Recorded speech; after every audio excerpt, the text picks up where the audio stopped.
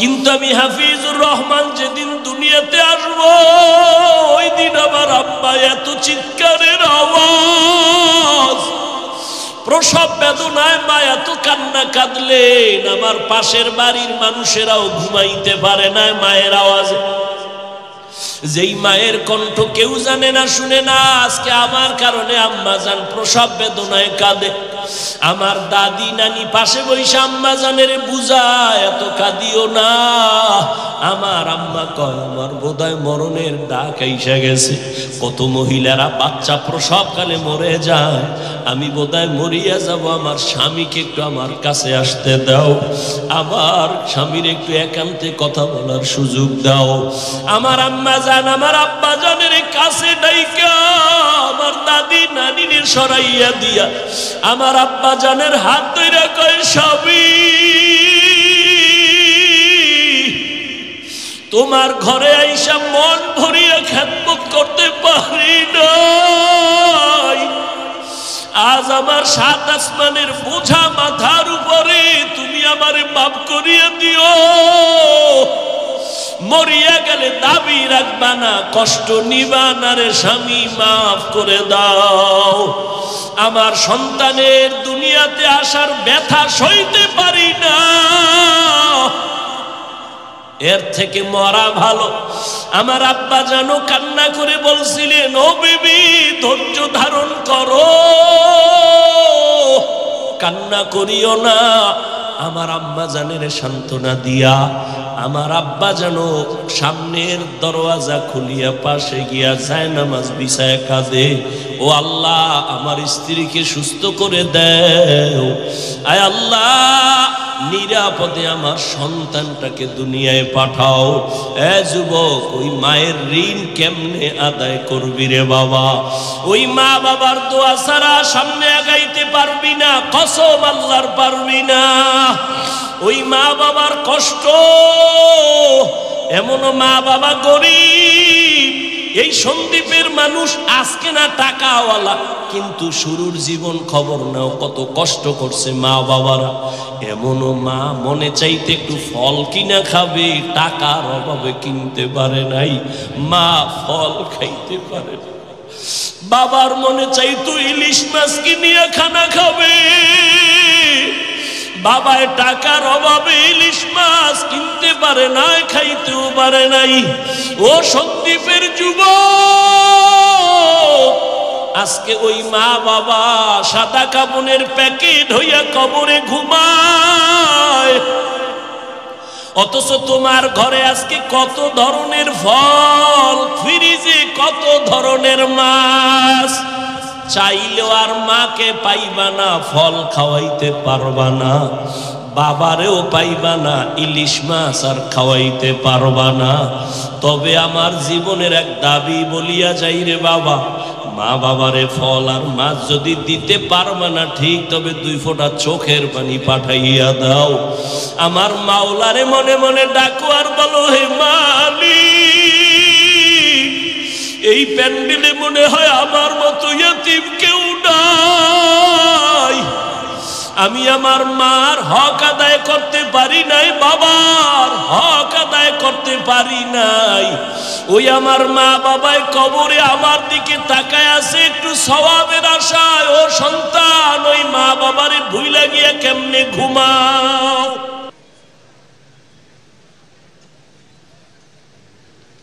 ওই যে বলছি এখানে আসতে কপাল লাগে, বসতে কপাল লাগে, দোয়া কইরা যাইতেও কপাল লাগে, বইলে তো দিছি শুরুতে।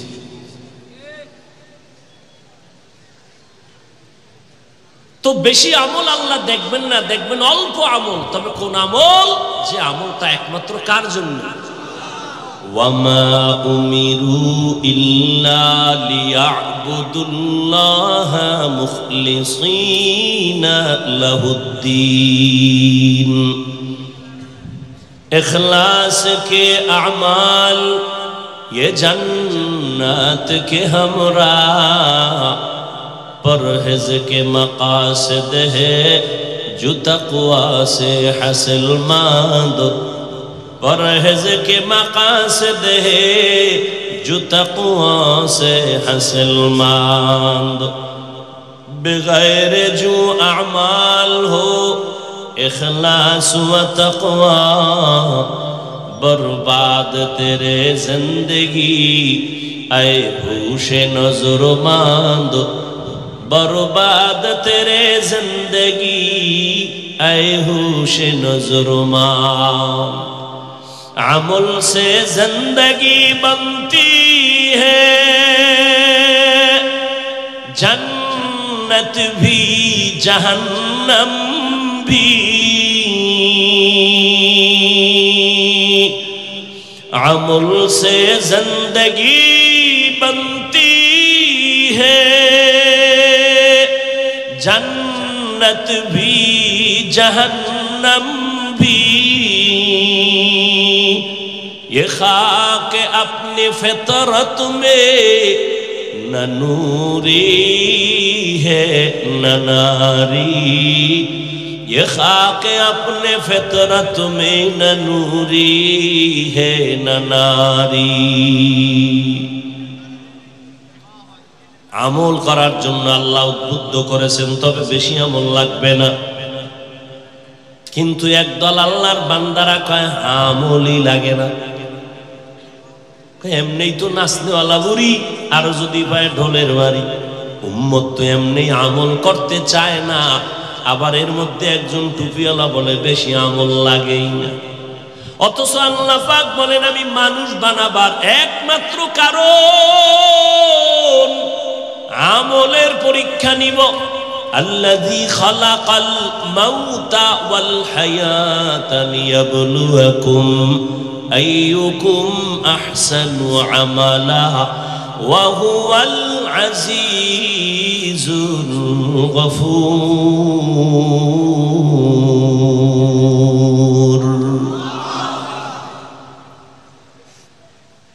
আর একটা কথা কইয়া লাই ফাঁকে আধা মিনিট। এই কথাটা আজীবন মনে রাখবেন, বক্তা যত বড় এলেমওয়ালা আমলওয়ালা হোক, বয়ান ভালো মন্দটা বক্তার এলেম আর আমলের যাচাই হয় না। বক্তার বয়ান টোটালটাই ভালো হওয়া না হওয়া সব কিছু নির্ভর করে সামিঈন শ্রোতাদের অন্তরের মোহাব্বত আর আকর্ষণের উপর।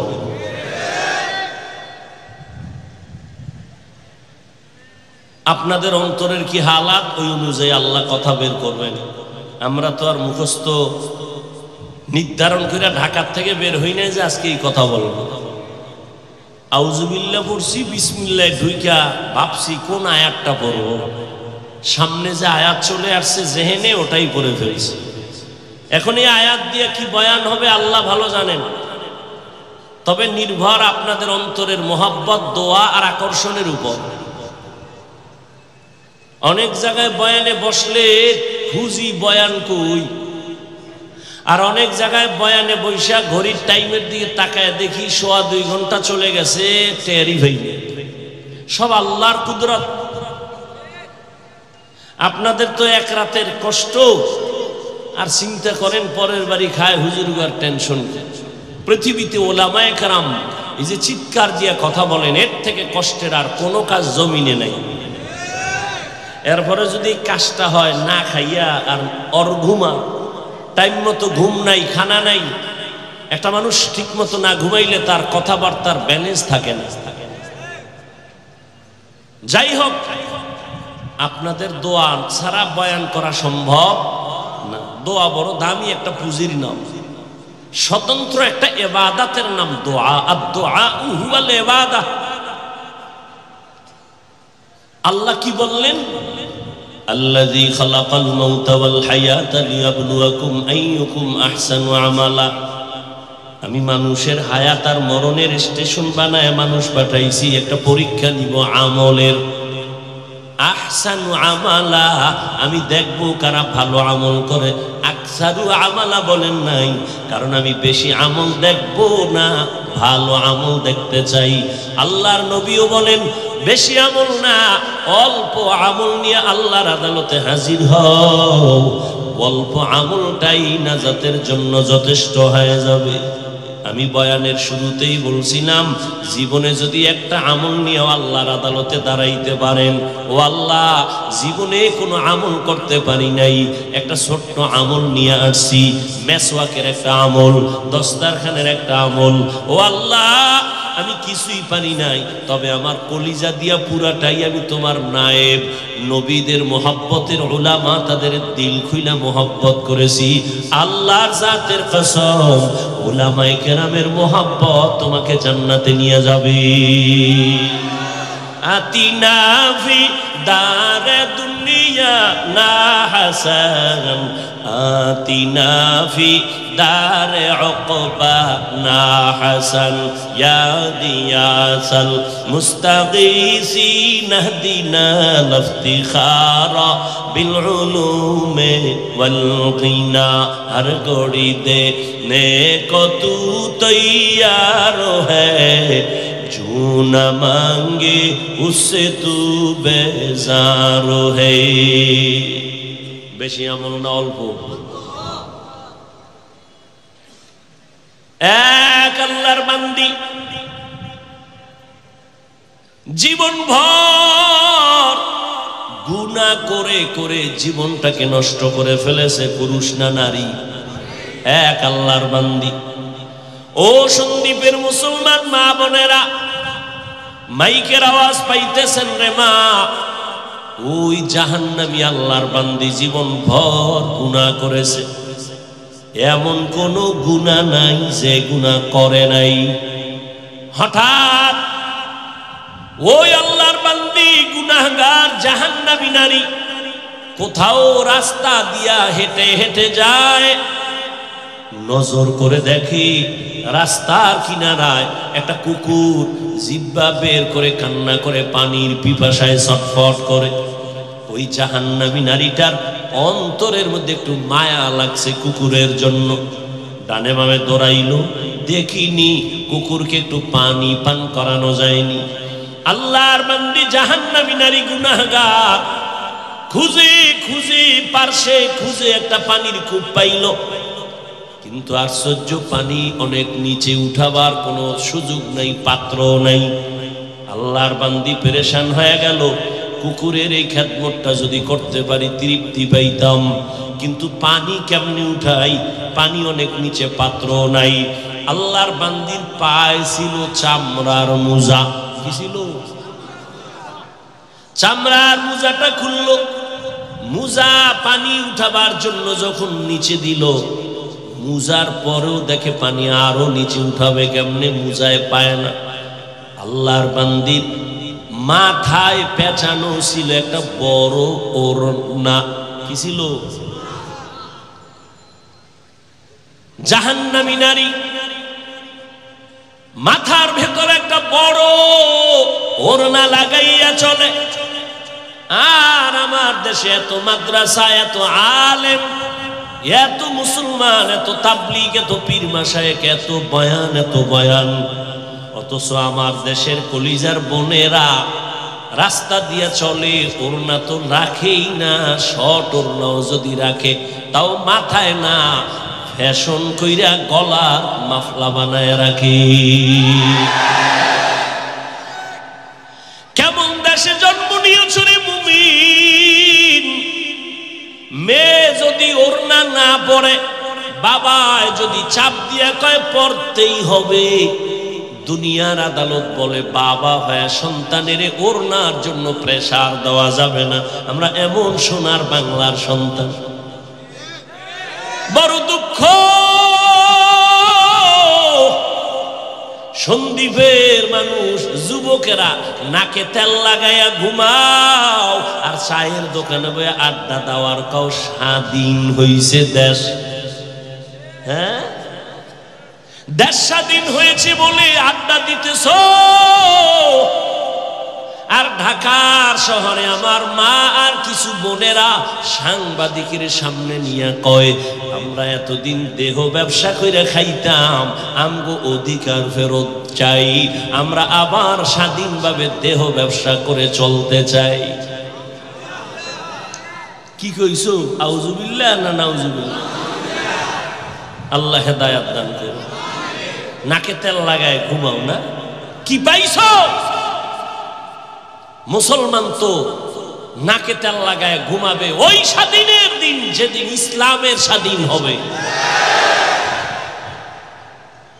মুসলমানের সন্তান তো নাকে তেল লাগায় ঘুমাবে সেদিন যেদিন ময়দানে কলিজা দিয়া উলামায়ে কেরাম বয়ান করবেন, কোন বেনামাজি সুদখোর থেকে অনুমতি নেওয়া লাগবে না। মুসলমান তো ওই দিন নাকি তেল লাগায় ঘুমাবি যেদিন এ জমিনের মধ্যে প্রত্যেকটা মাদ্রাসা আর মসজিদের কমিটিতে বেনামাজি সুদখোর থাকবে না।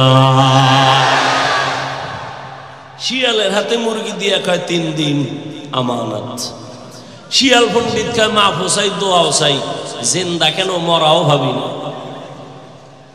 শিয়ালের হাতে মুরগি রাখলে যা হবে, সুদখোর বেনামাজির হাতে ধর্মের চাবি দিলে তাই হবে।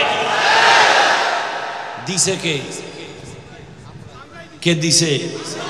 হ্যাঁ, সাফাবাজি করো, ইসলাম চাই, আর ভোটের আগের রাইতে টাকা খাইয়া কেবলা ঘুরায় দেয়। হুজুর দিয়া কিছু হবে না। আমি বলি হুজুর সারা কিছু হবে না। আল্লাহ হেদায়েত দান করুন। রাগ করতেছেন? রাজনীতি করলাম কেন? ইসলামের রাজনীতি করছি, আবার না কোন কেন? আপনি পচা দুর্নীতি করবেন, ফেড নীতি করবেন, আর আমি ইসলামের পবিত্র রাজনীতি করবো, এটা পারুম না। ইমাম সাহেব নিরপেক্ষ থাকতে হবে, স্লোগান দাও। ইমাম যদি নিরপেক্ষ থাকতে হয়, কমিটির প্রত্যেক সদস্যকে নিরপেক্ষ থাকতে হবে। কমিটির লোক যদি ধান্দাবাজি রাজনীতি করে, ইমাম সাহেব মাইক লাগায়া কোরআনের রাজনীতি করবে। পৃথিবীতে লিখে রাখো, রাজনীতির শ্রেষ্ঠ কিতাবের নাম, পবিত্র রাজনীতির শ্রেষ্ঠ কিতাবের নাম কোরআন শরীফ। পৃথিবীর শ্রেষ্ঠ রাজনীতির শিক্ষক আমার নবী।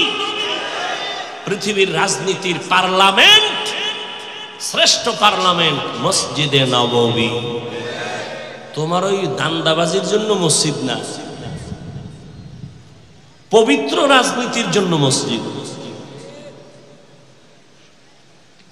যারা বলে কোরআনে আর ইসলামে রাজনীতি নাই, তারা কি বুঝাইলো যে কমপ্লিট কোরআন আর ইসলাম সর্বদিক থেকে কমপ্লিট। একদিক দিয়ে কোরআন শরীফ দুর্বল, রাষ্ট্রের ব্যাপারে কোরআন দুর্বল। আপনারা কি দুর্বল কোরআন মানে? রাষ্ট্রের ব্যাপারে কোরআনে সমাধান নাই, তা কেন বলেন? হ্যাঁ, আপনার ওই ধান্দাবাজি আর এই দুর্নীতির কথা ইসলামে নাই, কোরআনে নাই। আল্লাহ বুঝার তৌফিক দান করে।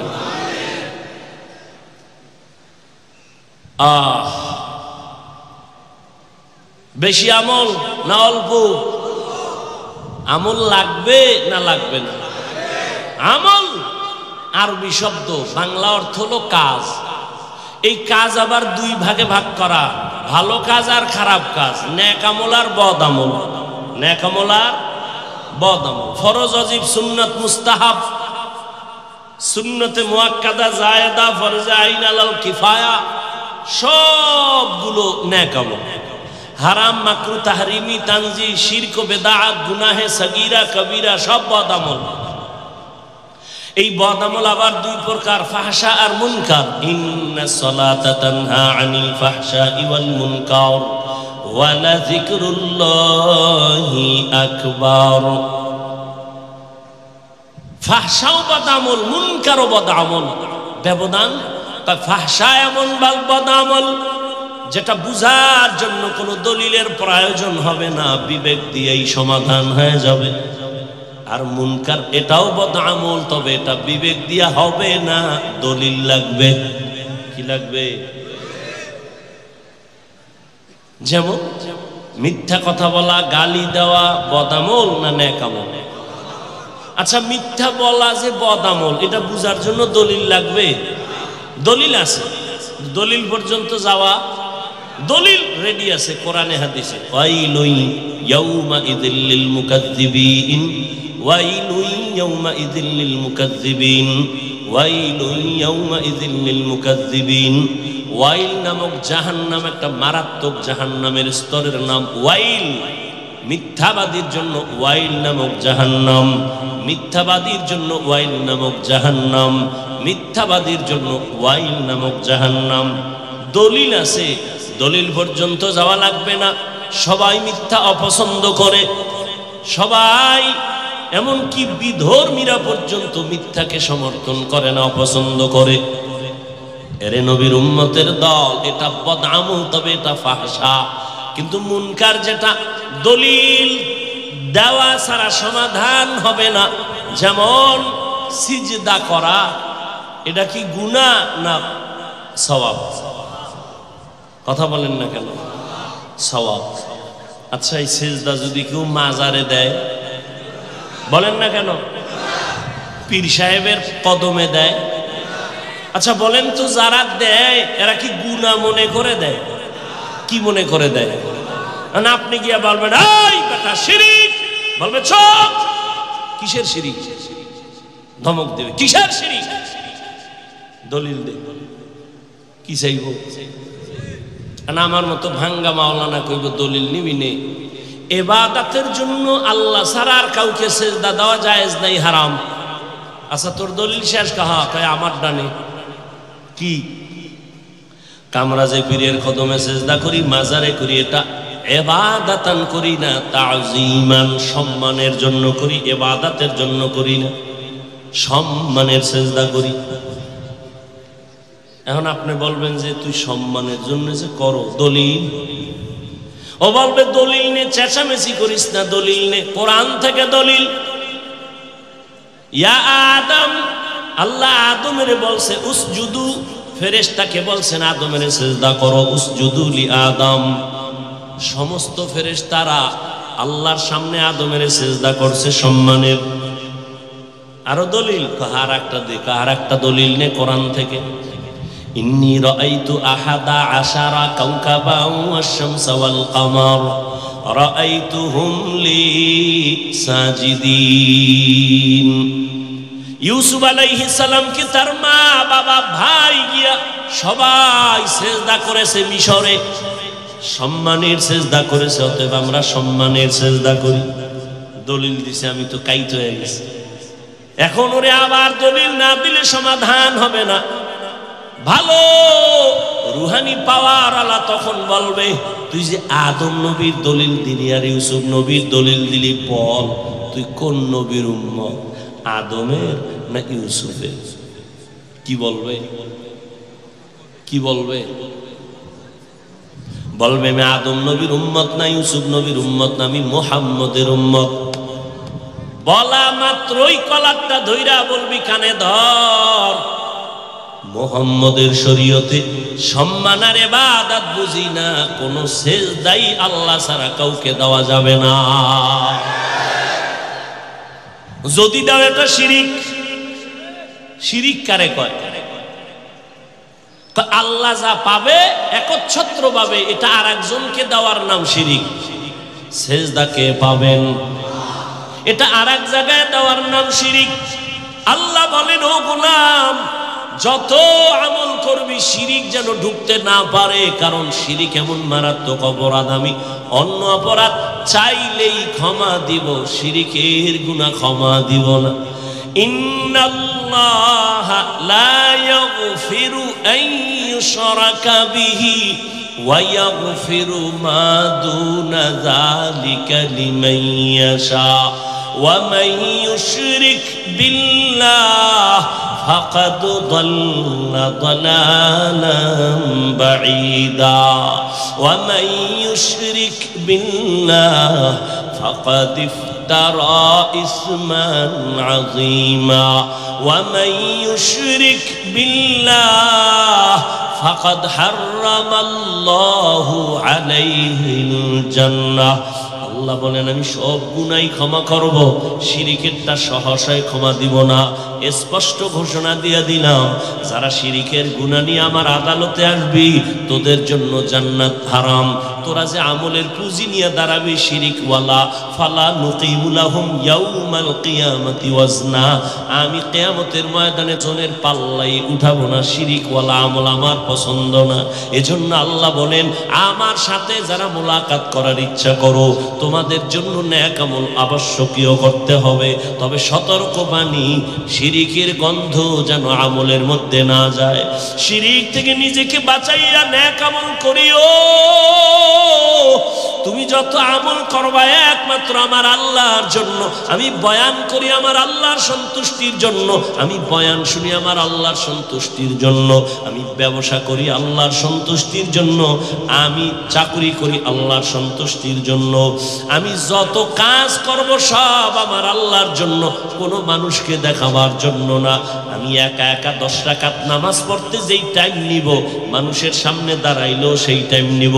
কিন্তু যদি হালাতটা এমন হয় একা একা নামাজ পড়ি 10 রাকাতে মাত্র 3 মিনিট, মানুষের সামনে যখন পড়ি মাত্র 4 রাকাতে 6 মিনিট, এই নামাজ তো মানুষের জন্য, এই নামাজ আমার আল্লাহর জন্য হয় নাই। এই জন্য আল্লাহ কয়, ওই কিছু মুসল্লিদের জন্য আমি ওয়াইল নামক জাহান্নাম বানায় রাখছি। মুসল্লি ওয়াইল নামক জাহান্নামে যাবে। মুসল্লি কোন মুসল্লি? গতকাল জুমার মসজিদ এত মুসল্লি, জায়গা নাই, রাস্তায় যায় নামাজ বিছায় দাঁড়ায় গেছে। এরা কোথা থেকে আসছে? সব সুন্দরবন থেকে এখানে হাজির হয়ে গেছে জুমার টাইম, অতিথি পাখির মতো। এরা ফজরে কইছিল, আসরে কই গেল? এই মুসল্লিদের জন্য ওয়াইল নামক জাহান্নাম। আরাআইতাল্লাযী ইউকাযযিবু বিদ্দীন ফাযালিকাল্লাযী ইয়াদউল ইয়াতীম ওয়ালা ইয়াহুদ্দু আলা তাআমিল মিসকিন। পরের আয়াত কি? ফাওয়াইলুল লিল মুসাল্লিন। মুসল্লিদের জন্য ওয়াইল নামক জাহান্নাম। যারা ফজরেও নাই, আসরেও নাই, জুমার সময় বিদেশি যায় নামাজ নিয়ে হাজির আছে না নাই? ঢুকছে সবার শেষে, শেষে আইসা ধাক্কাইয়া সামনের কাতারে যায়, আবার সালাম ফিরাইলেই দৌড়। এমন জোরে দৌড় দিছি, বাসায় গিয়ে দেখে আর একজনের জুতা নিয়ে হাজির। ধরা খাইলে কয় টেস্ট করলাম, ডোন্ট মাইন্ড। এই মুসল্লি কি করলো? ফরজ 2 রাকাত পড়লো সওয়াব, আর ইমাম সাহেবের সালামের পরে আরো 4 রাকাত না পইরা কবিরা গুনাহ কান্দে নিয়ে বাড়ি যায়। কেন? 5 ওয়াক্ত যে পড়ে না, তার অভিশাপ। মাকুন সুসুতি নামাজে পাঞ্জে গানা ফাওয়াইলুল লিল মুসাল্লিনাল্লাযীনা মুমিনারা ইনামাজে ইমদাদে দা ইস্তাঈনু আয়াতে কুরআবাখা আয়াতে কদ আফলাহারা ইয়াদকুম গৌরকুন্দর মানিয়াজদেল সাদেকুন। ও সন্দীপের মা বোনেরা, জাহান্নামী নারী ওড়না মাথায় লাগায়া চলতেছি, মনে আসেনি? ঘুমাও, ঘুমাইও, কবরে ঘুম নাই। আর দুনিয়াতে যদি বান্দা একটু কষ্ট করে আমল করো, কবরে গিয়া জান্নাতের বিছানায় ঘুমাবা, ইসরাফিলের সিংহায় ফুৎকার দিলে সজাগ হইয়া বলবে, আমি মাত্র ঘুমাইলাম, ডিস্টার্ব করলো কে? আল্লাহ কয়, হাযা মা ওয়াদার রহমান ওয়া সাদাকাল। এটা আল্লাহর ওয়াদা, রেডিও। আল্লাহর আদালতে যাইতে হইব। সবাই হাসরের মাঠে উলঙ্গ দাঁড়াবে, নারী পুরুষ। জীবনে কি অর্জন করেছ রে যুবক? গোটা দুনিয়া যুবকের দিয়ে তাকাইয়া আছে। যুবক এই দেশের জন্য একটা রত্ন। একটা যুবকের মেধা আল্লাহ এই পরিমাণ দিয়েছে, যুবক যদি চায় তার আদর্শ দিয়ে গোটা দুনিয়াটাকে কন্ট্রোল করে নিবে। কিন্তু কপাল বড় খারাপ, গজবের মোবাইল দিয়া জীবনটারেই নষ্ট করে ফেলতেছো। সময় যখন আসবে তখন হারানো যৌবন আর ফিরাইয়া পাবি না। মোবাইলে কেড়ে নিয়েছে তোর যৌবন। খুশি না? মাইয়ায় কোরআন লইয়া শপথ করছে, কলিজার মাইয়া। ও মাইয়া কয় নাম্বারের শপথ করেন না জাননি? তুই যেই কয় নাম্বারের, তুই যদি 4 নাম্বার সিরিয়ালের শপথ করনেওয়ালা হও, তোর সাথে মেয়েটাও কিন্তু 4 নাম্বার সিরিয়ালের শপথ করছে। ডানা কাটা ভরি, তোর ঘরে যখন ডানা কাটা পরি ঢুকবে, এইখানে হাফিজুর রহমান রে কত গালি দাও, কিন্তু কলিজাটা দিয়া বলতেছি বাবা রাগ করিস না, আসলেই তো আমি গালি পাওয়ার যোগ্য রে বাবা।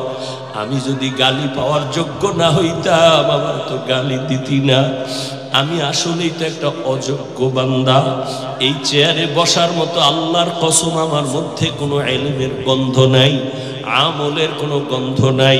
মাঝে মাঝে একা একা ভাবি যে আল্লাহ আবার এই চেয়ারে কেন বসাইছে। এক সাগর পাড়ি দিয়ে এখানে আসছি, আমি আর এক সাগর পাড়ের সন্তান রে বাবা। এই মানুষগুলো কেন আসছে তাও আমি বুঝি না, অথচ আমার কথায় কোনো কিছুই নাই, আমার ইলম নাই, আমল নাই, কেন আসছে তাও জানি না। আল্লাহর কাছে এখন শুধু একটাই দোয়া করি, মালিক তুমি আমার সম্মানের জায়গায় বসাইছো, গুনার কারণে ফালাইয়া দিও না রে আল্লাহ। সম্মানের জায়গায় বসাইছো রে মালিক, গুনাহের কারণে তুমি ফালাইয়া দিও না। ও কলিজার যুবক, পায়ে হাত রাইখে বলি, কলিজা দিয়া মোহাব্বত করি রে বাবা। আমি এখানে একটা যুবকেরও হুজুর বানাবার জন্য আসি নাই, ভয় নাই। আমি তোমাকে একবারও বলবো না তুমি স্কুল ছাইরা কলেজ বাদ দিয়া মাদ্রাসায় যাও, দাড়ি লম্বা করে তসবিহ হাতে নাও, পাগড়ি লাগাও, একবারও বলবো না। বরং আমি তোমার পক্ষে কিছু কলিজা দিয়া দোয়া কইরা যাব। আমি শুরুতেও বলছি, আবারও বলি, আমার দোয়া কবুলের খোদার কসম গ্যারান্টি নাই, তবে এই মাঠে বহু আল্লাহর বান্দা আছে আমিন খালি ফেরত যাবে না। আর এটা রসুলের কথা, একজন আর আমিন যদি মজলিসে কবুল হয় সবারটাই কবুল হয়ে যাবে। ও আমার কলিজার যুবক, ভালো করে স্মরণ রাখিস, আমার আল্লাহ কত দয়ার মালিক। ও আল্লাহর গোলাম, ওই আল্লাহর বান্দি জীবন ভর গুনাহ করিয়া ওড়না মাথায় নিয়ে চলে। ও যুবক, মুজার সাথে ওড়নার একটা মাথা গিরে লাগায় পানি উঠাইছে, মুজার মধ্যে পানি লইয়া দৌড়াইয়া কুকুরের পান করাইয়া দিছে।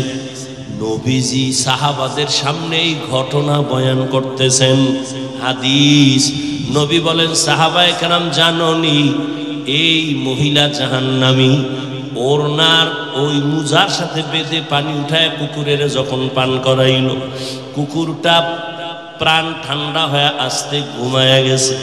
আল্লাহর নবী কয়, ওই মহিলা পানি পান করানো মাত্র কেমন যেন একটা গায়েবী আওয়াজ আসতেছে, কে যেন অদৃশ্য থেকে বলতেছে, ও আল্লাহর বান্দি, জীবনে যত গুনাহ করেছো, আজকে যে কুকুরের পান করাইয়া আরামে ঘুম পাড়াইছো, শান্তির ঘুম কুকুর ঘুমায়, এই একটা খেদমতের বরকতে আল্লাহ তোমার জীবনের সব গুনাহ মাফ করে দিয়েছে। আমল আমার মাওলার কাছে নিয়ে দাঁড়াইও, আমল আমার আল্লাহর কাছে আমল নিয়ে দাঁড়াও রে যুবক। আজকে আমিও তো তোমার মতো একটা যুবক সন্তান, প্যান্ট শার্ট টাই লাগায় যদি দাড়ি কেটে রাস্তায় ঘুরতাম, কেউ আমারে বাধা দিত না রে বাবা। এই টুপির কারণে মাথা গরম, দাড়ির কারণে যৌবনের ভাব চলে যায়, জামার কারণে শরীর গরম, সব বুঝি, তারপরও কেন ফালাই না। কত মানুষ কত বাজে কথা বলে গালি দেয়, জানি শুনি, তারপরও কেন এই রাস্তা ছাড়ি না, নামাজ ছাড়ি না। ও যুবক, তোমার মতো যুবক তাকায় দেখো, জীবনে মাদ্রাসায় পড়ে নাই, স্কুলে পড়ে, জেনারেল লাইনে থাইকা নামাজ ছাড়ে না। সত্য কথা স্বীকার করো, আছে না নাই? তোমার বিবেকের জিজ্ঞাসা করো, তুমি কেন পারো না? তোমার মতো যুবক রাস্তায় গাড়ি চালায়, ড্রাইভার, আজান হয়ে গেছে, নামাজে হাজির, বলো তুমি কেন পারো না রে বাবা? তোমার মতো যুবক ময়দানে কৃষি কাজ করে, নামাজ ছাড়ে না, গামছা বিছাইয়া নামাজ পড়া ফেলাইছে, তুমি কেন পারো না? নদীর মধ্যে মাছ ধরে তোমার আমার মতো কত বান্দা জীবনে মাদ্রাসায় পড়ে নাই, কিন্তু নামাজ ছাড়ে না। তোমার মতো যুবক আছে কিছু, মনে চায় আমার রুমাল দিয়ে ওর পাও মোছায় দেই, কারণ এত ভালো যে সালাম ছাড়া কথা বলে না, এত নম্র, এত ভদ্র, এত শালীন, মনে হয় কলিজা দিয়া দোয়া করি, এই যুবক দিয়েই তো এই জমিনটা আলোকিত হবে। ও পর্দার আড়ালের আম্মা জানেরা, আপনাদের সন্তানদেরকে ভালো বানানো আপনাদের অবদান ছাড়া হবে না। আপনাদের আল্লাহ এত মর্যাদা দান করেছেন, আপনার সন্তানকে ডাক্তার বানাবেন, আলহামদুলিল্লাহ বলে দোয়া করে গেলাম। আপনার সন্তানকে ইঞ্জিনিয়ার বানাবেন, আলহামদুলিল্লাহ বলে দোয়া করলাম।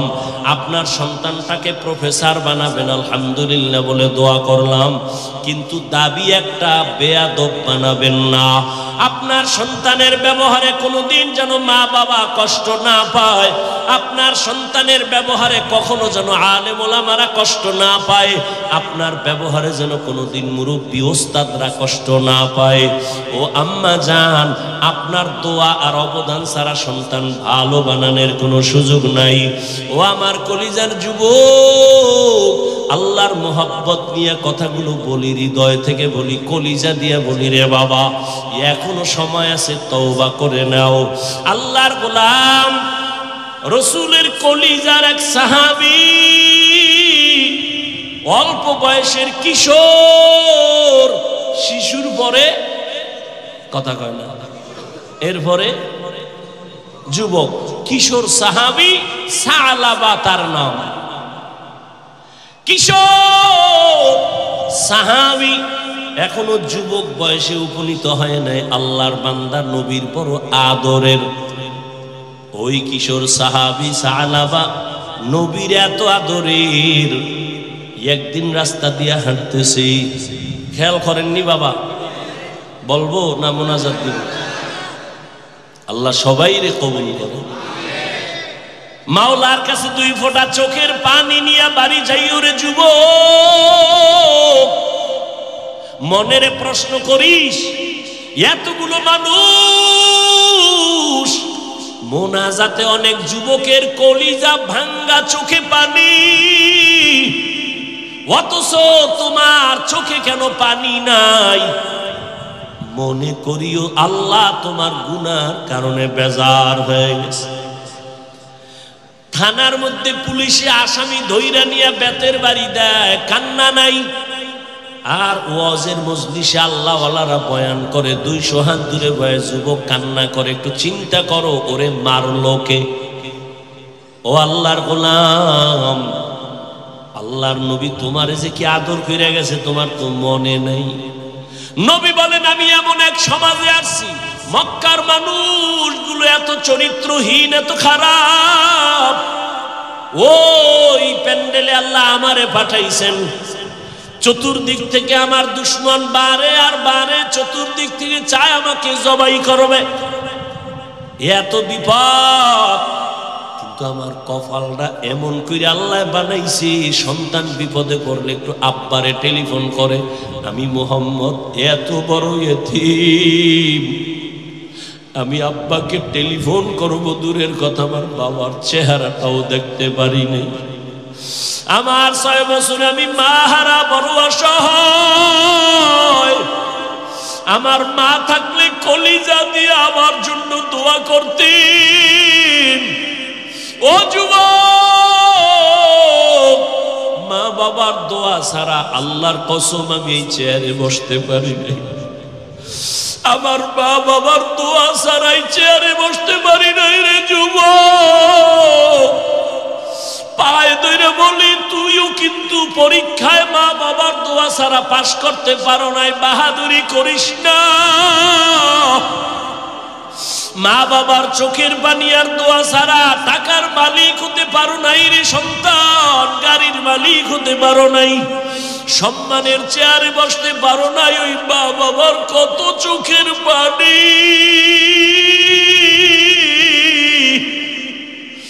ওই মা বাবার জীবনটা বিসর্জন দিয়ে তোমারে আমারে মানুষ বানাইছেন। যেই মা যেদিন আমার আম্মা জানের কণ্ঠ ঘরের বাইরে কেউ জানে না, শুনে না, এত আস্তে কথা বলে, কিন্তু আমি হাফিজুর রহমান যেদিন দুনিয়াতে আসবো ওই দিন আমার আম্মা এত চিৎকারের আওয়াজ, প্রসব বেদনায় মা এত কান্না কাঁদলেন, আমার পাশের বাড়ির মানুষেরাও ঘুমাইতে পারে না মায়ের আওয়াজে। যেই মায়ের কণ্ঠ কেউ জানে না, শুনে না, আজকে আমার কারণে আম্মা জান প্রসব বেদনায় কাঁদে। আমার দাদি নানি পাশে বসে আম্মা জানের বুঝায়, এত কাঁদিও না। আমার আম্মা কয় আমার বোধহয় মরণের ডাক আইসা গেছে।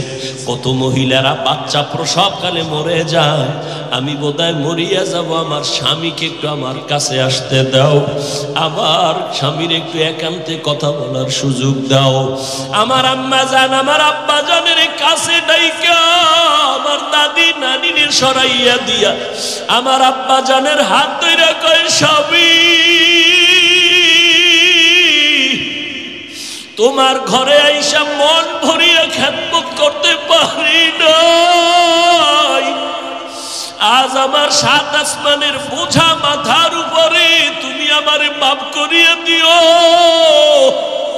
মরিয়া গেলে দাবি রাখবা না, কষ্ট নিবা না রে স্বামী, মাফ করে দাও।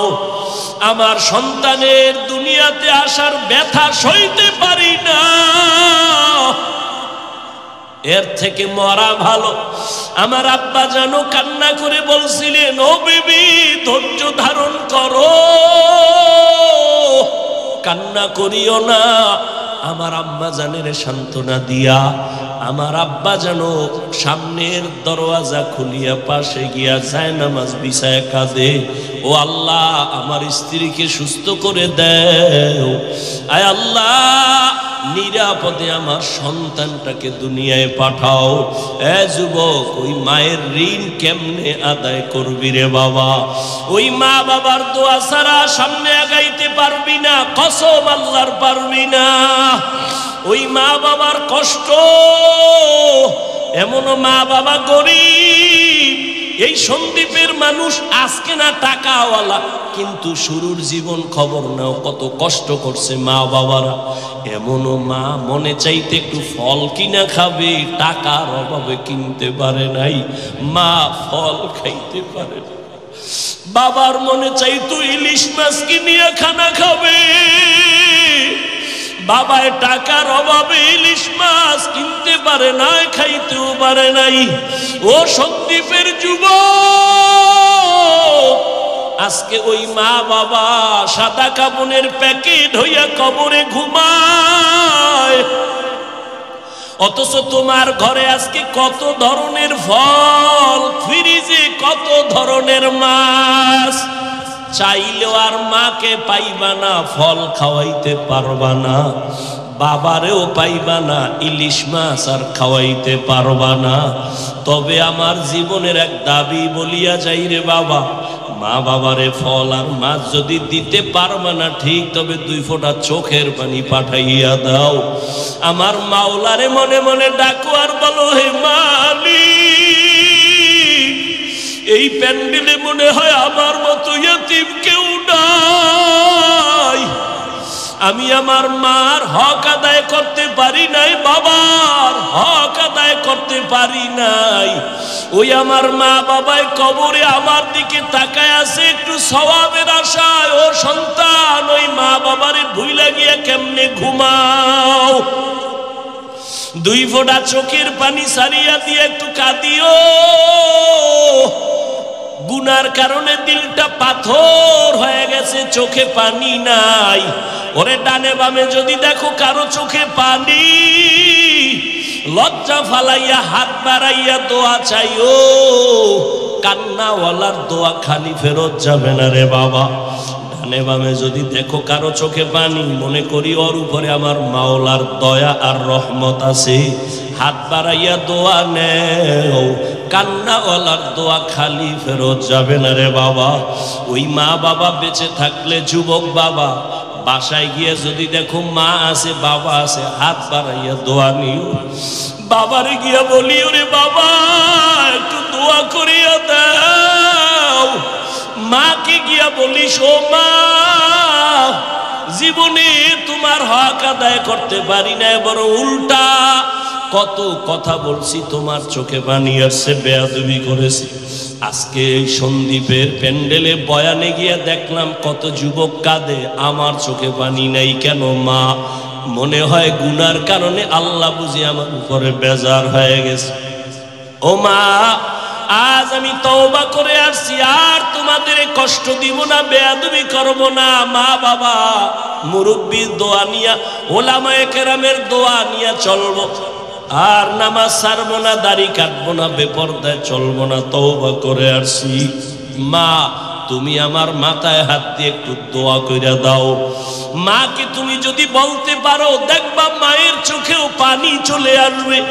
মা একটা চিল্লাল দিয়া বলবে, বাবা আয় আয়, আমার বুকে আয়। মাথায় হাত দিয়া মা একটা ডাক দিবে, ও আরশে আজিমের মালিক, আমার এই সন্তানের নিয়ে জীবনে বহু কষ্ট করেছি রে মাওলা, আজ আমি দোয়া করি আমার সন্তানটারে তুমি আদর্শ একটা সন্তান বানায় দাও। মা দোয়া করার সাথে সাথে আরশে আজিমে চলিয়া যাবে। মা বাবার বরদোয়া নিও না রে বাবা, ওলামায়ে কেরামের পরামর্শ আর দোয়া নিয়ে চলিও। ওই মা বাবার দোয়া নিয়ে চলিও, চোখের পানি ফেলে তওবা করিও। মনেরে বুঝাইও রে মন, তোমার মতো কত যুবক স্কুল কলেজে পড়িয়াও নামাজ পড়ে। ও পর্দার আড়ালের আম্মা জানেরা, আপনার মতো কত মা এই সন্দীপে তো এখনো আছে, নামাজ ছাড়ে না, বেপর্দায় চলে না, মোবাইলে সময় নষ্ট করে না, স্বামীর মাল হেফাজত করে, খেয়ানত করে না। ও পর্দার আড়ালের বোনেরা, তোমার মতো কত বোন লেখাপড়া করে, পর্দা করে, নামাজ পড়ে, মোবাইলে চরিত্র নষ্ট করে না। মানুষের জীবনের বড় পুঁজি হলো সুন্দর চরিত্র। ও বোনেরা, আপনারা কেন পারবেন না? এরে আম্মা জানেরা কেন পারবেন না? এখনো তো পারেন তওবা করে নিতে। আল্লাহর কাছে বলেন, আপনার মতো দামি মা আর কে হবে? আজকে এই স্টেজে কয়েকটা সন্তানের মাথায় পাগড়ি পরাইলাম, এরা কোরআন সিনায় মুখস্থ করে ফেলেছে। আজকে খবর নিয়ে দেখেন, ওদের মা বাবার মতো আনন্দিত জমিনে আর কেউ নাই। ওই মা বাবা আজকে হাফেজে কোরআনের মা বাবা হয়ে গেছে। ও মা, আপনারা তো নবীদের মায়ের মতো দামি মা, সাহাবায়ে কেরামের মায়ের মতো দামি, হাফেজে কোরআন আলেমদের মায়ের মতো দামি মা।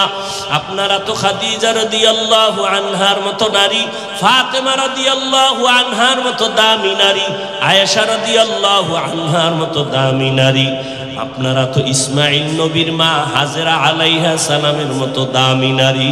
আপনারা তো ঈসা নবীর মা মারিয়াম আলাইহিস সালামের মতো দামি নারী। এই জমিনে আল্লাহর এক বড় দুশমন ছিল ফেরাউন। আপনারা জানেননি সেই ফেরাউনের স্ত্রীর নাম কি?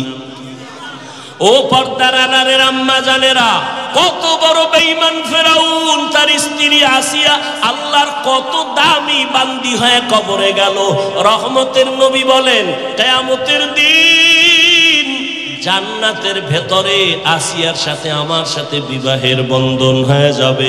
ও আম্মা জানেরা, ফেরাউনের ঘরে থাইকা আপনার ওই আসিয়া কত আল্লাহর মুহাব্বত নিয়ে গেলেন।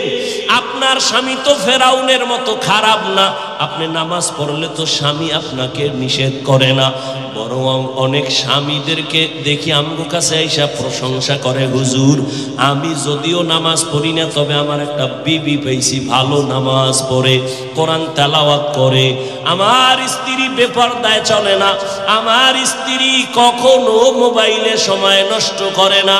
প্রশংসা করে। রে আম্মা জান, আপনি কি পারেন না নামাজ পড়ে সন্তানের জন্য দোয়া করবেন? সন্তানের যদি বুঝাইতেন, বাবা তুই একটা আদর্শ ডাক্তার হও, আদর্শ ইঞ্জিনিয়ার হও, তুমি একজন আদর্শ প্রফেসর হও, কোনোদিন কারো সাথে বেয়াদবি কইরা বদদোয়া নিবা না। আপনি যদি সন্তানটাকে বুঝাইতেন, আপনার সন্তান আপনার কথাটা অন্তরে লালন করত, কোনোদিন আপনার কথা ফালাইয়া বেয়াদবি করত না। আপনার সন্তানটারে যদি নামাজের কথা বলতেন, আপনার সন্তান নামাজের দিকে আগায় যাইত। ও বৃদ্ধ বাবাজি, আপনার মতো কত বাবা মসজিদে গিয়া নামাজ পড়ে, আপনি কেন পারেন না? আল্লাহর কাছে তওবা করেন। ও মা বোনেরা, এখনো সময় আছে, তওবা করেন। মনে মনে আমার আল্লাহকে বলেন, হে মালিক, জীবনে আর কোনোদিন বেপরদায় চলবো না, গুনাহ করব না, নামাজ ছাড়ব না, স্বামীর মাল নষ্ট করব না, হেফাজত করব। ও যুবক বাবা, এখনো সময় আছে, তওবা করে নাও। আমি বয়ানের শুরুতেই বলেছিলাম, জানি না কার কপাল খারাপ আর ভালো। 13 বছর নবীর বয়ান শুনিয়া আবু জাহালের কপালে কালেমা জুটে নাই, আর নবীরে জবাই করতে গিয়া ওমরের মতো বান্দা কালেমাওয়ালা হয়ে গেছে। এই ময়দানে জানি না কে আবু জাহালের মতো তওবা না করিয়া বাহিরে গিয়া আবার বিরোধিতা করে গুনার পাল্লা ভারী করবে। আবার একদল ওমরের মতো গোলাম গুনার কথা স্মরণ করে কাঁদবে আর বলবে, আল্লাহ এই বেহেশতের প্যান্ডেল থেকে আর গুনাহ নিয়ে বাসায় যাব না। জীবনে কত নামাজ ছাড়লাম, কতবার দাড়ি কাটলাম, বেপরদায় চললাম, আজকে তওবা করলাম, মরিয়া গেল আর নামাজ ছাড়বো না, দাড়ি কাটবো না, বেপরদায় চলবো না, মা বাবার সাথে বেয়াদবি করব না, ওলামায়ে কেরামের বিরোধিতা করে গুনাহগার হব না, নবীজির তরিকা মেনে চলবো, নামাজ পড়বো। জানি না কার অন্তর তৈরি হয়ে যাবে, তবে যার অন্তর তৈরি আছে, মুনাফিকি অন্তরে নাই, আল্লাহর মুহাব্বত নিয়ে তওবার নিয়ত আছে, যাদের অন্তর তৈরি, মরিয়া গেল আর নামাজ ছাড়বা না, দাড়ি কাটবা না, বেপরদায় চলবা না, আল্লাহর মুহাব্বত নিয়ে চলবা। হায়াতের মালিক আল্লাহ, রিজিকের মালিক আল্লাহ, সম্মানের আল্লাহ, ওই আল্লাহর মুহাব্বত নিয়ে উত্তম আমল করবা, উলামায়ে কেরামের পরামর্শ নিয়ে নবীর তরিকা মেনে চলবা। তওবা করার মতো যদি কারো অন্তর তৈরি হয়, খাঁটি অন্তরে যাদের নিয়ত আছে তওবা করার, দুটো হাত আল্লাহকে দেখায়া দাও। আয় আল্লাহ, আমার কলিজার এখানে বান্দা, আপনার প্রিয় বান্দা, আমার যুবক ওলামায়ে কেরাম, মুরব্বী যারা হাত তুলেছেন, সবার হাত কবুল করে নেন, তওবা কবুল করে নেন, তওবার উপরে মজবুত হইয়া চলার মতো তৌফিক দান করেন, আমিন। আলহামদুলিল্লাহি রাব্বিল আলামিন, والصلاة والسلام على سيد الأنبياء والمرسلين وعلى آله وأصحابه أجمعين يا أرحم الراحمين يا أرحم الراحمين يا أرحم الراحمين رب ارحمهما كما ربياني صغيرا اللهم إنك عفو كريم تحب العفو فاعف عنا اللهم إنا نسألك رضاك والجنة ونعوذ بك من سخطك والنار اللهم إنا نعوذ بك من البرص والجنون والجذام وسيء الأسقام